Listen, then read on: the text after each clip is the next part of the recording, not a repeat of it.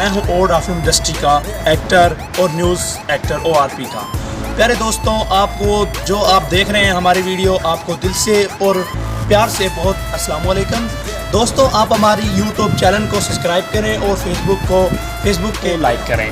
प्यारे दोस्तों, हम आपको सिर्फ यही कहना चाहते हैं कि आप हमारी ओल्ड फिल्म इंडस्ट्री का जो आप हमारे देखने का शौक़ रखते हैं, मेरे दोस्तों, हमारे पास अब इंशाल्लाह हम बहुत जल्दी ही ओल्ड फिल्म इंडस्ट्री को ऊंचाइयों की तरफ लेके जाना चाहते हैं। हम इंशाल्लाह जल्द ही पाकिस्तान आएंगे और न्यू मूवी बनाएंगे और न्यू सॉन्ग बनाएंगे। दोस्तों, आप हमारी ओल्ड फिल्म इंडस्ट्री को लाइक और सब्सक्राइब करना ना भूलिए, क्योंकि आपको हमारे आने वाली वीडियो आपके पास जल्द और जल्द ही पहुँचेगी।